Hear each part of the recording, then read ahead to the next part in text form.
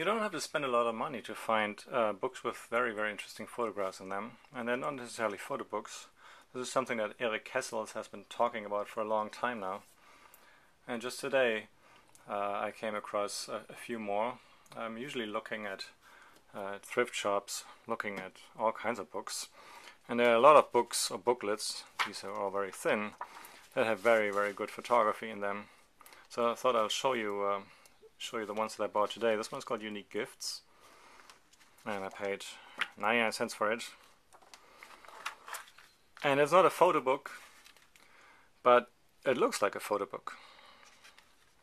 And it features this, photography, these objects.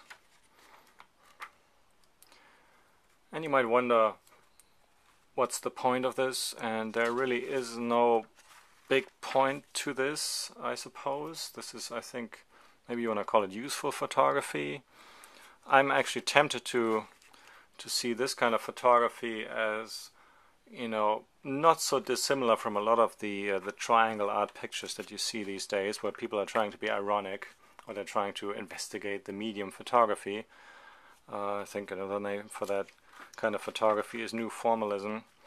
You don't have to do much to turn this into a new formalism picture, or maybe this already is one. But regardless of what you think of that, if you just look around, there are books with very, very interesting pictures. Maybe I should say that pictures have always been used for all kinds of reasons in books.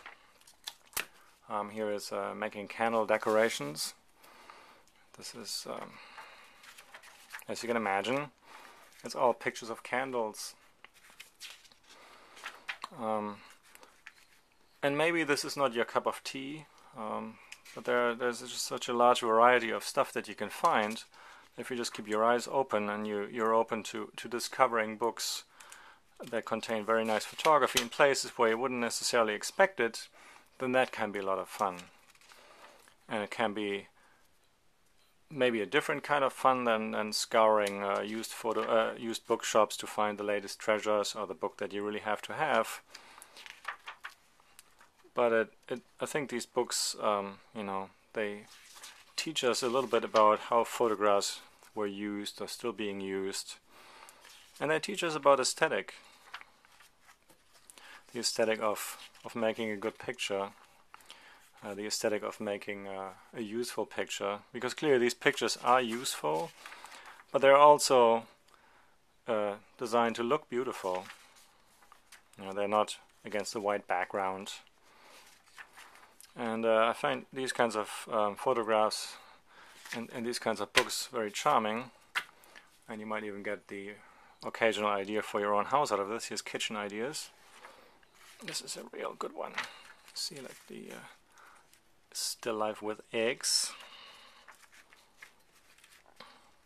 still life with flour and eggs.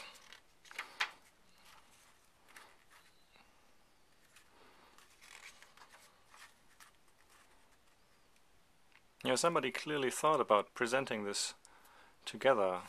This is not just some random stuff. And I don't know, maybe I'm arguing that everything can be art, I don't know. But in a sense, looking at this kind of photography can be liberating, I think, in that, there just is so much photography out there, and it's so easy to overlook a lot of that photography. And I think when you start looking at these places where you usually don't look, you can just have so much more fun and so much more enjoyment looking at photographs. So that was basically the idea why I want to show you kitchen ideas, and then unique gifts, and making candle decorations. Each one I bought for $1 at a local thrift shop.